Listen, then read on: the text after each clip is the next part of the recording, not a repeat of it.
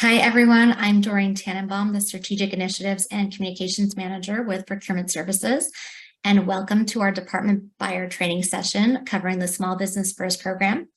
The presentation will be followed with questions and answers. You're welcome to type in your questions in the chat. However, they will be answered at the end of the presentation. The recording of today's training session, along with the slide deck, will be sent out via email and will be available on our website by the end of next week. We'll also be dropping a link in the chat to today's slides if you'd like to follow along. Next slide, please. You can find our step-by-step training guides and videos of sessions like today available in our training section found at the top of the procurement website. We also offer interactive courses on UCLC. Next slide, please. We'd like to congratulate Shauna Neiswanger for her new position as a buyer. She's still an excellent resource for training questions. However, please direct all future training requests to procurement@uci.edu. I'll turn it over to Snehal Bhatt to go over a few items, and then I'll go over the Small Business First updates. Thank you, Doreen. Good afternoon, everybody. Thank you very much for taking the time from your busy schedules to attend this training session. We appreciate you taking interest in wanting to know what we have to offer. For those who are new to UCI and have not attended this session before, I'm Snehal Bhatt. I'm the Chief Procurement Officer for the UCI campus. Before we get started with sharing about the improved waiver form and some of the tools that we have put together for Small Business First policy, I would like to share, as I always do, some of the key elements of things that you should all be aware of. So if you can go to the next slide.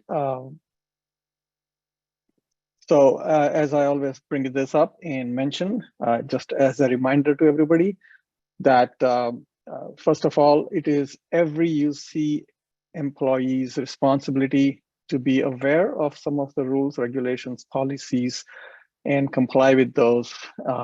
It's not just the central procurement's responsibility, it is all of our responsibility to try to stay in compliance. We are here to help make your life easier. Sometimes it may seem like we're making it harder, but it is only to make sure that we as a university are staying in compliance and staying out of trouble. So, there are quite a few policies that we are all required to comply by. These are just a few of those that we are listed here, which we run into all the time. If anybody is new, I would strongly recommend that you go ahead and get yourself acclimated with these policies. The BUS 43 is actually the UCOP. The OP stands for UC Office of the President.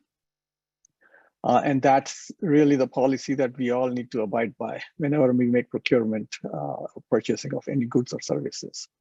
The 707-10 is the UCI kind of abbreviated version, which references BUS 43, of course.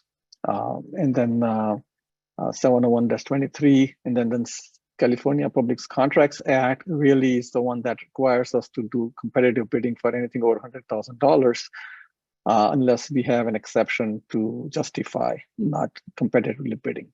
Uniform guidance is actually a federal requirement for all federal purchases. And then, of course, the Small Business First policy that we will talk about today is a UCOP policy, and then covered services is also one that is a UCOP policy, but that has been getting a lot of attention lately. One other thing that I wanted to point out and make sure everybody kind of remembers is that there is delegation of authority given by the regents to the president of the UC that then is transferred over to the chancellor, who then sends it to the vice chancellors, and then so on and so forth. Essentially, for any purchases, it is the procurement office that has the delegated authority to sign on behalf of the university. So please make sure that none of your staff members or faculty members sign any agreements on behalf of the university, because they would not be legally binding. And so that's one thing that you need to keep in mind. Again, it is also a violation of some of the policies and the laws if we make purchases prior to having an agreement, a PO, or some kind of a documentation in place.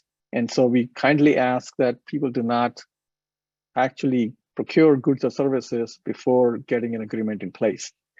That's become a major issue for us because we do find lots of after the fact POs that are being submitted when the departments receive an invoice to make payments. That's when they realize that, oh, we never put a PO in place. And that is not a good practice. In fact, just so give you guys all a heads up, we are looking to introduce more stricter measures when somebody is submitting an after the fact purchase order. We are putting some escalation processes in place so that we actually do reach out to you guys and let you know when you have the first offense. But if the offense is repeated, there will be an escalation where we will require your supervisors or sometimes even the department head or the higher senior management's approval to proceed with approval of an after the fact PO. So just a forewarning and a heads up that that is coming, because we are seeing too many of those and we just can't continue to afford to take that risk. Also, if you make purchases without a formal approval, you possibly could be held responsible for making the payments for the purchases, and the university is not required to pay for something that you may have done out of order or not getting the right POs in place or approvals in place. So just wanted to make sure that I share that with you all. There are a couple of other things that I do want to mention, but we will mention those as we go. So Doreen, unless I have one other slide that I'm supposed to go ahead to the next slide. Helen, yep, okay. So Doreen's going to introduce her team, which most of you probably already are familiar with, and take it over, Doreen. Thanks, Nail. So as I mentioned, I'm Doreen Tannenbaum. I manage the strategic initiative team. We basically cover our sustainable purchasing as well as our supplier diversity for campus. I also manage the communications for the procurement team. I'd like to introduce Lauren Carter. She's our small business first compliance coordinator, and Lily Zaprianoff, our procurement assistant and sustainability coordinator. Next slide, please. So for the purposes of today's presentation, I'll be using small business and disabled veteran business enterprise interchangeably. Small Business First is a UC initiative that was written into policy in September of 2020 and officially launched March 1st, 2021 to help revitalize small and diverse businesses decimated by the effects of the pandemic. Since we launched it at UCI, we've seen an increase of $5 million of spend for local small businesses over the past couple of years. So great job to everyone. In California alone, we have over 4 million small businesses, which employ nearly half of our private workforce. We hope to continue to grow these numbers year after year and serve as a strategic partner to our local small and diverse businesses. UC policy BUS 43 requires that all non-construction and non-federally funded purchases between $10,000 to $250,000, excluding tax but including shipping, that cannot be procured using an existing strategically sourced agreement must be awarded to a certified small business or disabled veteran business enterprise. So we know there are instances you may not be able to find a certified vendor, so we do have a waiver form available. It's our fiscal responsibility to the university to provide savings and benefits wherever we can. So instead of going out to bid through the normal and formal process, California Public Contract Code section 10508.5 allows us to go through certified small businesses without competitively bidding, so long as the university obtains price quotes from one certified vendor for purchases under $100,000 and 2 or more quotes from certified businesses for the larger purchases. I want to mention that procurement best practices are to always get at least 3 quotes to compare and see if you're getting a good quality at a fair price. That's what we recommend. Again, you're not required to with this policy, but I just want to throw that out there. You'll still need to fill out the source selection and price reasonableness justification form, or SSPR, for purchases over $100,000, including contracted suppliers. Next slide, please. Our Small Business First website is an excellent resource for all questions related to the policy and requirements. We've arranged all the accordions on the page so they follow the process map located at the top. Please, please, please review this page prior to initiating a new waiver request. Next slide, please. With the process map. So this is a new process map we've developed. You'll start at the far left of the process map and answer the questions accordingly. By the end, you should arrive at one of three options. Small Business First does not apply to your purchase. You found a certified small business, or a waiver is required. If you're ever unsure, please contact smallbusiness@uci.edu. On the bottom left is the list of the SBF exemptions, and on the bottom right is the list of potential waiver justifications. Again, this can be found on our website. Next slide, please. So we have a couple of new exemptions to highlight. The sole source applies when there's truly one source in the entire world that can fulfill the purchase requirement. This mostly applies to products where changing the brand or the manufacturer would compromise the project. This mainly applies to research projects that are non-federally funded. Another new exemption is the unique professional or personal service. There are special qualifications that the selected vendor will provide. Previously working with a vendor does not make them a unique professional or personal service. For example, your department's worked with a photographer for the last 20 years to provide faculty headshots. This isn't a unique service. There are many photographers that can fulfill that request, so that purchase would not fall under this exemption. Emergencies are literally emergencies. Please remember that lack of planning does not constitute an emergency justification. The few true emergencies we've had in the last couple of years were through facilities and housing purchases. Purchasing through existing strategically sourced agreements. We've listed these on our website under the procurement tab. It's listed as contracted suppliers. If you're using any of these vendors or purchasing through UCI Buy, you're exempt from the policy. We highly, highly encourage you to start here when looking for a vendor. This is a path to the least paperwork required and the fastest in getting your purchase approved.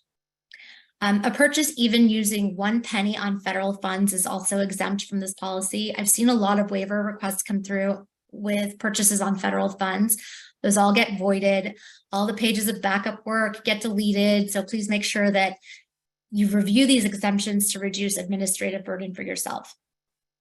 Design and construction purchases are also exempt. Please review the UC Facilities Manual linked here and on our website for further guidance. Next slide, please.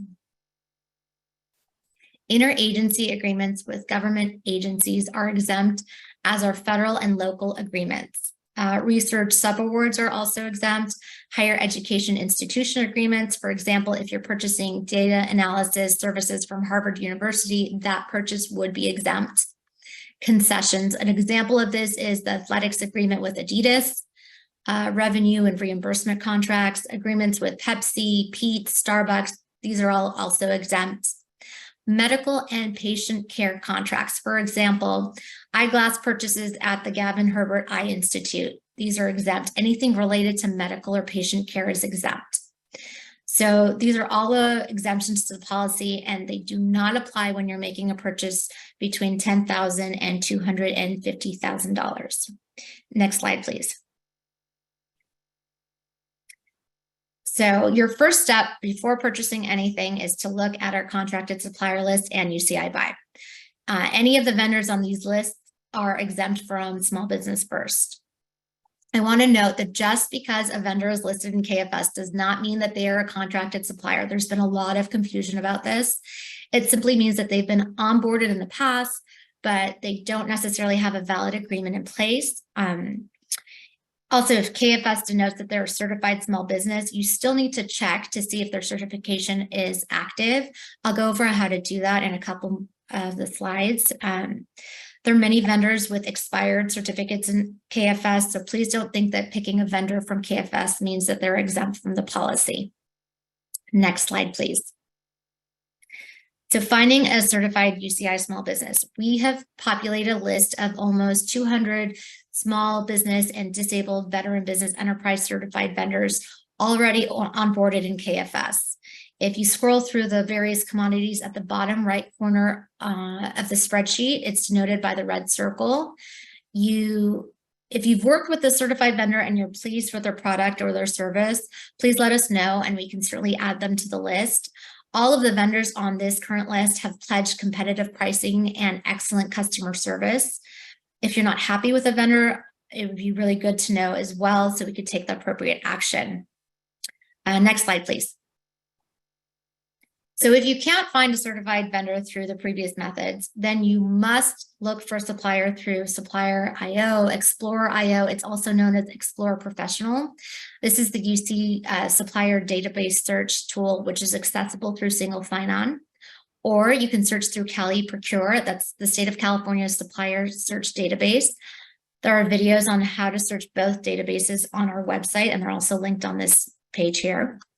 And search the keywords for the commodity that you're looking for. So for example, let's say you want to work with a vendor named OC Web Developers.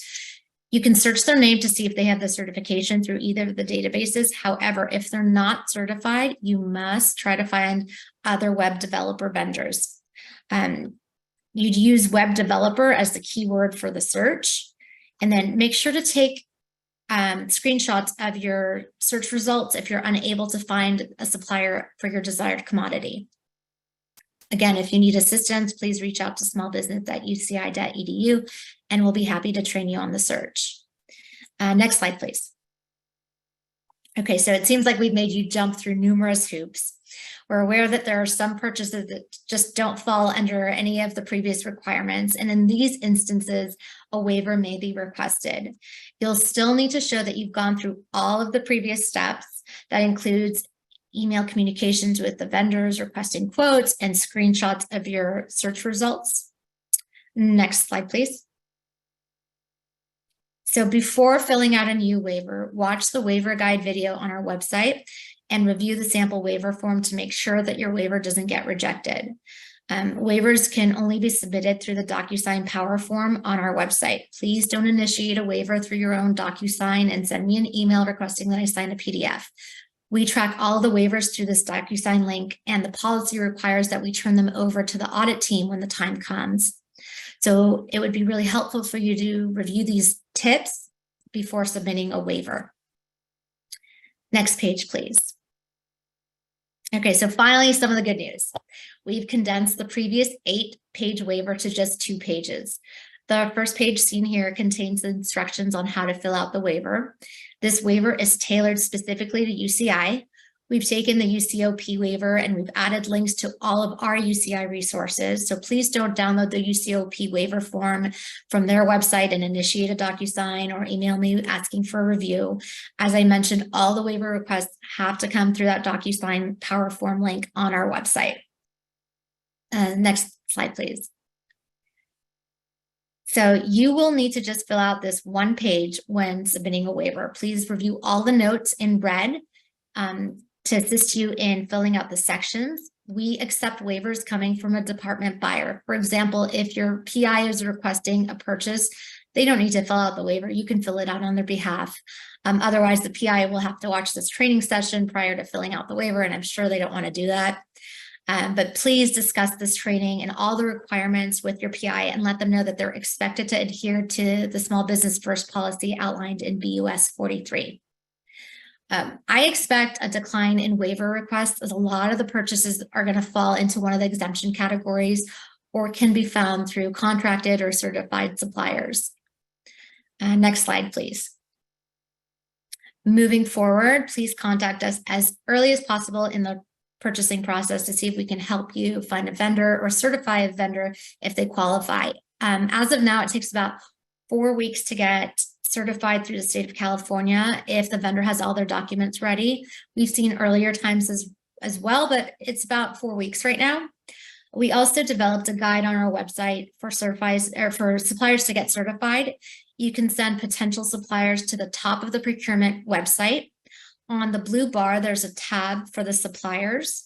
They can also find additional resources and see how to do business with UCI.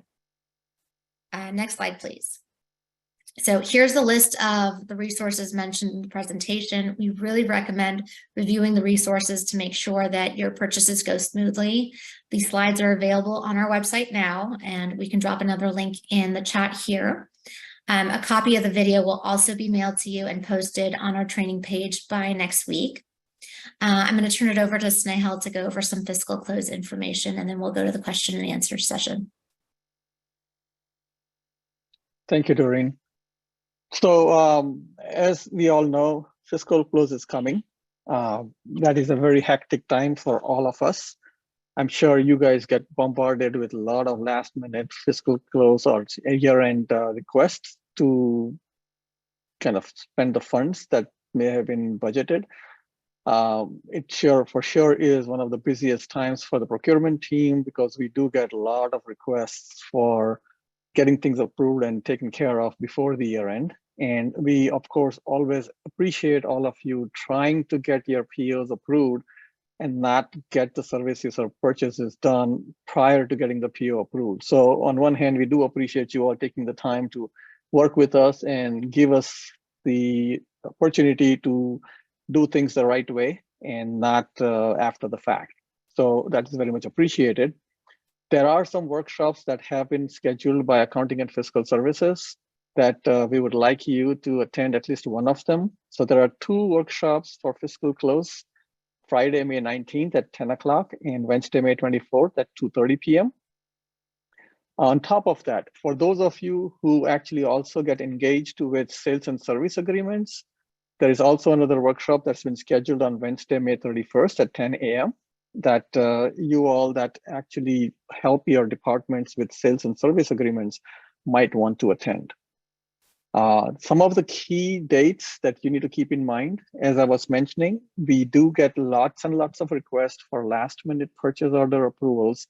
And our team really gets inundated with a lot of these requests. And we just do not have the capacity to keep approving POs at the very last minute.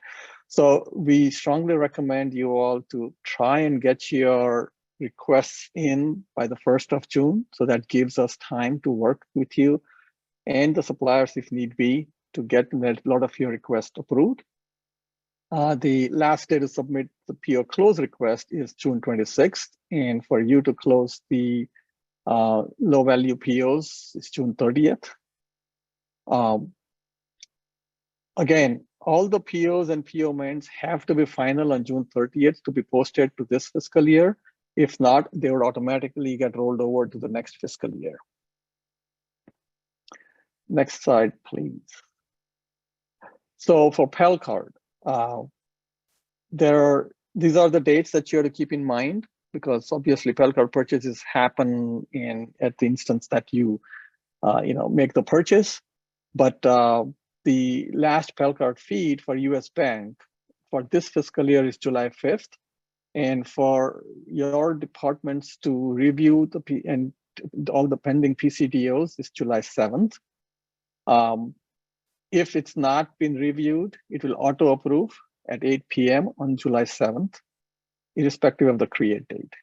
So if you have any GECs or corrections to be made, you need to do that before July 14th. So those are the dates that you need to keep in mind.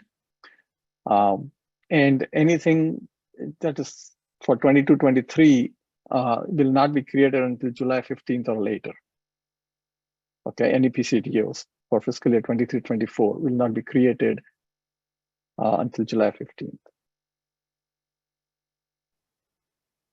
And of course, there is links and website on the Accounting and Fiscal Services website for fiscal close. We also have put a website on our link to our website for you to go and get the details. There's also been memos sent out by Barry, the controller, with all this information. So, and then we also are planning to send. Doreen, are we going to send the? Yep, we are going to send also a memo to all of the listserv for procurement, So you all will have more further details. I just wanted to give you all a heads up of these dates. Okay, so before, there's one other thing that I do want to mention, but before that, we want to make sure that you all take the time to fill out the survey, because your inputs will help us in determining what is it that you all have the need for and what is it that we need to provide training on. So, for us to be successful in these meetings, we want to make sure that we take your inputs and get your feedback. So please try to fill out the survey. We'll put that in the chat as well. And before we go into any questions, there is one other point that I wanted to mention and bring up and let everybody know. I will take this opportunity to state this. There is a change that we have made with regards to submission of source justification and price reasonableness form. When you have a sole source justification, although UCOP had asked all the campuses to have this form filled out for purchases over $100,000 and utilizing a contracted supplier, we had made a decision not to ask you for that, but mention that in our purchase order that this purchase is based on an existing contract with the supplier.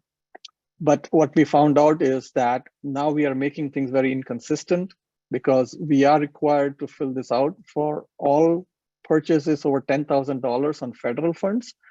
We are required to have the SSPR form filled out. And we realized that if there was a state audit, the state auditors are also going to be looking for the SSPR form for purchases over $100,000 if it was not competitively bid. So that is a change that we have introduced. I apologize for the little bit of the administrative burden that it's going to cause, but we feel that that's the right thing to do to be consistent. So we are asking that if you are purchasing something from a contracted supplier and the value is over $100,000 in the annual spend, that we are going to ask you to submit the SSPR form. The only thing you need to do is actually to fill out and put down the contract number on the very first line under the non-federal funds section, and then just sign the, check the no conflict of interest box and sign the form. So it's not a lot of work, but it is additional form that we are asking you to fill out to make sure that we are consistent, first of all, between what we ask for federal funded purchases and non-federal funded purchases, and that we don't get in trouble with the auditors if we were going to be audited. So we apologize again for the additional work that we are going to make you do, but we feel like that's the right thing to do. And so we are adding it as a requirement. Okay. We'll now take questions. I know that there are a couple of questions in chat, and Zomi, you also had your hand up. So, we will go ahead and try to get all the questions answered. Okay, Rachel, you had a question. Yes, are you going to read it out loud? Yeah.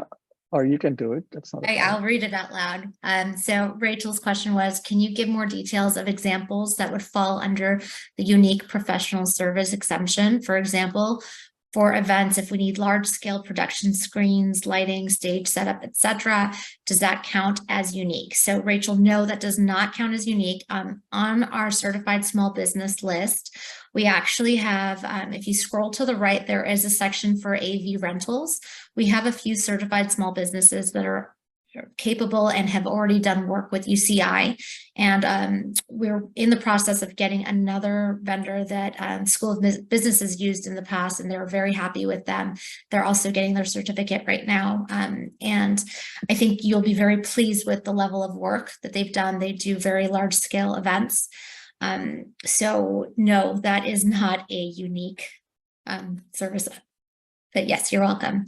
Laura, go ahead, please. You can unmute yourself. How are you guys?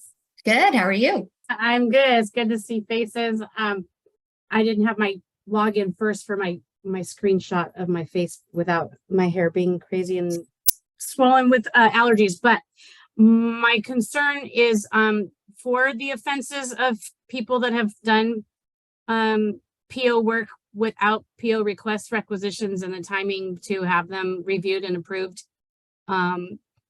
There's several on the desktops right now with my department.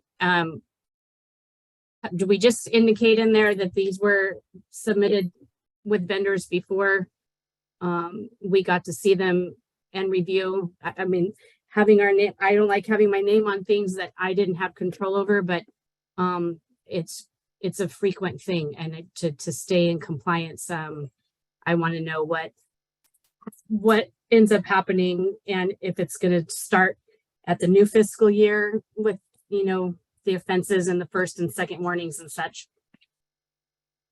Yes. So if you are the victim like us, basically in the middle, stuck in the middle because somebody else went ahead and did something that they shouldn't have done, and you are just the messenger of an after the fact PO, I would say that you may want to take the initiative already to have that be reviewed by your senior leadership and say that, hey, here's the situation, here's an after the fact. We are going to submit this after the purchase has been made. So they are starting to become aware of you know, the behaviors, and you know, you can make a mention of that in the requisition. And if you get your senior's approval, and that you have informed the person who has gone ahead and bought the services or the product, and communicate that, saying that the purchaser has been informed of following the protocols and the processes, and making sure that they get proper approvals and put the PO in place before they make the purchase. So to do a little bit of that additional work on your end, because my team's going to come and mention that to you and tell you that anyways. Yes, and they do. And then I'm like, hey, I don't kill the messenger, but I've said it too. Right. So you may want to start telling those repeat offenders that this is not going to be acceptable anymore, and that they will have to now start getting approvals from the assistant deans. And if it continues to escalate, we might even ask the deans to start reviewing these and approving these. So we are going to start escalating it to the highest levels. Okay, perfect. Thank you so much. You're welcome. Do we have any other questions? Hi, Doreen. I have a question. Hi, Natalie. Hi. Just to expand on what Snehal was saying before regarding the sole source, as an example, you know, at facilities, we do a lot of purchase orders with Tangram and Blue Space for construction projects. So basically, if they're over $100,000, we just fill out that sole source form. The reason for everything would just be the contract for Blue Space and Tangram. Yeah. Like as far as all the other fields, like no extra justification. It's assumed with that type of contract, the best price is what we got. Correct. Just make sure you put the contract number on that existing contract number. There is a space for that. Just keep that handy. The Tangrams and Blue Space and Grangers and Fastenals. I mean, you have quite a few. You guys are very good about using contracted suppliers.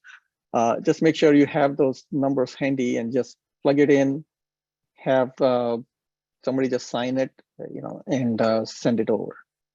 Okay, so that's all we need. We don't need anything else with that. No explanation needed. Okay. Because it's an existing valid contract. Okay. Just to reiterate what Snehal said, on our contracted list of suppliers on our website, if you look, you scroll over, depending on what size screen you have, that contract number is available to you there. So easy to find, easy to reference. And it's constantly being updated thanks to Jay. So it was recently updated this month. So we were definitely trying to keep on top of that and make sure that we are removing any expired contracts or renewing them if needed.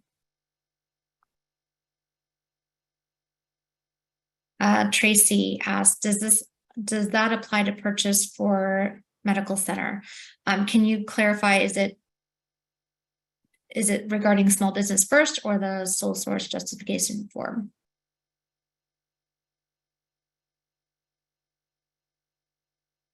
Tracy? Okay. Yes, it does. Yeah, so Tracy, if it is for the health affairs, then it will come through KFS and our team will be looking at it. I don't know if Susanna, who's my counterpart at the medical center, is going to require that, but I can talk to her and find out what her thoughts are on that. Because anything for medical center should be going through their Premier system, not KFS. So we would not see it. It would be her team that would see it. Susanna Rusted and her team would see that. And I would think that they would also appreciate it, because if we are audited, that the state will be audited altogether, not separately.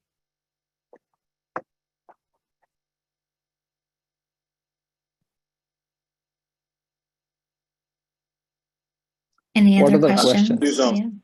Yeah. This is Uzoma in orthopedic surgery. First and foremost, thanks everyone for putting together this training session. Very helpful, and I appreciate the PowerPoint slides being shared concurrently. I guess my question for the small business first, even if you're using restricted funds, donated gifts, that those policies still apply in the instance of trying to move forward with these larger item or larger priced item purchases that we're looking to push through? Yes. Yeah, it's not the source of funding that matters. I mean, if it's a, as you know, federal funds, anything over $10,000 requires that form to be filled out. If it's federal funds, small business at this point does not apply. So you don't need to fill out that form or check for small businesses. So but if it's otherwise- a research subaward though, and those are governed by existing underlying agreements, so those are also exempt from the policy. Correct. Subawards are exempt. So Yes. right. So And yeah, then if it's a medical or patient care contract, that's also exempt. correct. Does that help, Thank Uzoma? you. Yep, clear as a bell. However, keep in mind that medical patient care contracts shouldn't be coming through campus anyway. Those Right. would be handled on the medical center side. So just because something is medical-ish does not necessarily mean it's a medical patient care contract. Correct. Thank you, Andrew, for clarifying that.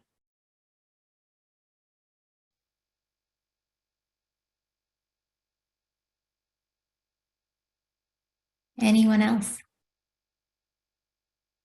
I just got a direct message. I'm going to ask if you can not do direct messages because I want everyone to be able to read your question. But the message was there's some purchases like mortuary services or brain procurement service that we cannot have the PO created beforehand.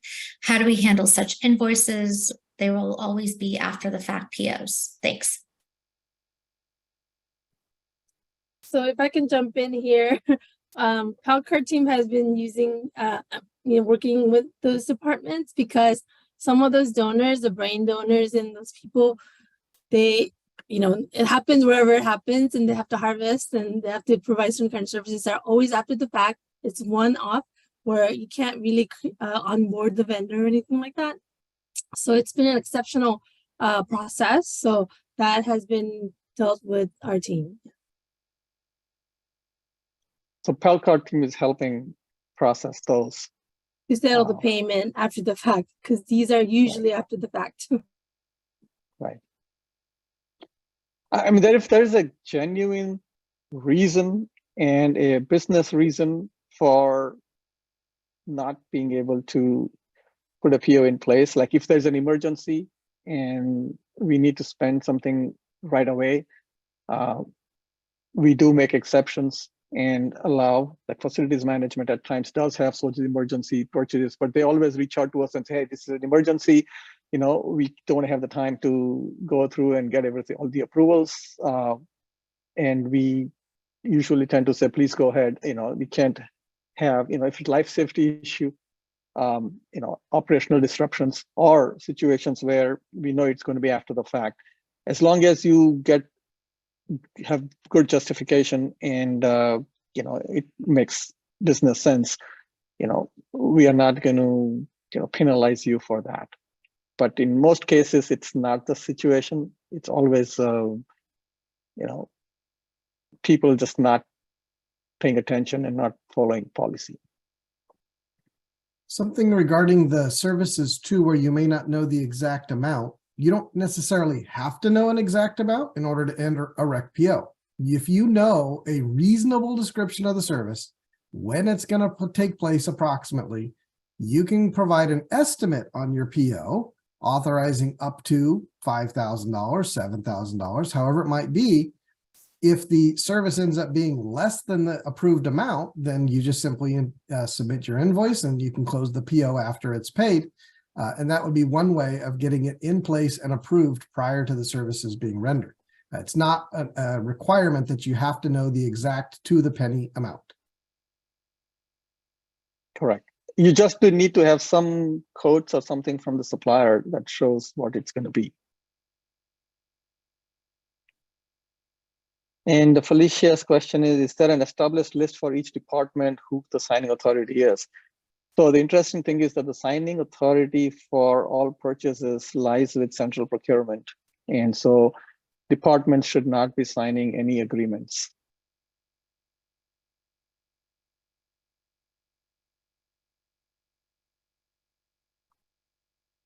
Do we have any other questions? Is everyone happy with the new waiver? But not only that, Doreen and her team have done a lot of work in trying to identify, like she said, Lauren and Shauna and Doreen have spent considerable amount of time to have almost 200 suppliers, small business and diverse suppliers in various different categories and commodities that we use frequently to help you find those suppliers. All you have to do is, go to their list and select the suppliers and don't even have to do much search if you can't find a contracted supplier. We also have lots of contracted suppliers for most of our purchases. So, waiver should be the last thing you need to do, or having to find additional suppliers is not something that we want you to spend your time on. So please follow the steps that Doreen has explained, and hopefully we will have very few waivers that you would have to fill out and sign. All right. Again, I want to thank you all for taking the time from your busy schedules to participate in these training sessions. We certainly would like to get your comments and feedback. Would like to hear from you. What is it that's the biggest pain point for you that we can help address? And we will do our best to make it easy for you. Just as a very quick heads up, we are looking to have a contracts lifecycle management system that we are looking at. Hopefully that will help alleviate a lot of the pains we have with the service contracts that is all being managed via emails. So be on the lookout for that. We are looking to have that implemented. It might take obviously a few months, but hopefully that is a gap that we will be able to close as well. Okay. All right. Thank you. Have a wonderful rest of the day, everybody. Bye-bye. Thank you. Bye, everyone.